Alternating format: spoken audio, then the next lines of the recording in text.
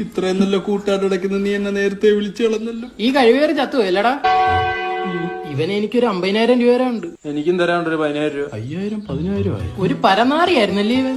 വെറും ചെറ്റായിരുന്നു നാറി. ഇവനോട്ട് ഹോട്ടലിൽ കഴിക്കാൻ പോകുന്ന അറിയാം. അവന് ദോശ പറയുമ്പോ അവന് വട വേണ്ട, എന്നിട്ട് നമ്മുടെ അവിടെ എടുക്കും. എന്നിട്ട് ബില്ലടയ്ക്കാൻ നേരം അവനോട് കക്കൂസി കയറും. ഒരു ദിവസം ഹോട്ടലുകാർ കൂട്ടിയിട്ട് അങ്ങ് പോയി കാള വാപ്പിളി മോറൻ. ഇവനൊരു കാമയ്ക്ക് ഉണ്ടായിരുന്നല്ലോടാ, അരുണിമ.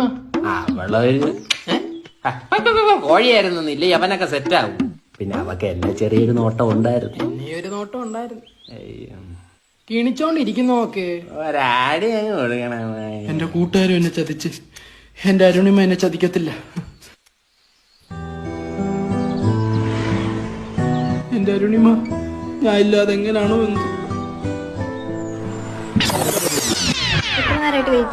ഇന്നല്ലായിരുന്നു സജിയുടെ 16. അപ്പൊ അവന്റെ വീട്ടിൽ കയറി ഒന്ന് തരാണിക്കണ്ടേ. സുഭാഷേ സുഭാഷേ, നീ അതൊന്നും ഓർമ്മിപ്പിക്കല്ലേ. ഞാൻ അതൊക്കെ മറക്കാൻ ശ്രമിക്കുക. ഇപ്പൊ ആകെ നിന്നോടുള്ളപ്പോഴെ കുറച്ച് ഹാപ്പിനെസ്. പിന്നെ എന്റെ കൂടെ ഇരുന്ന് പപ്സും ഷാർജയും കയറ്റുമ്പോ നിനക്ക് എന്തോ ആയിരുന്നടി.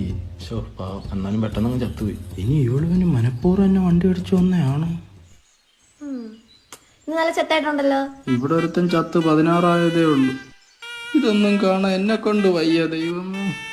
ഏത് സമയത്ത് ഇങ്ങോട്ട് വരാൻ തോന്നിയത്.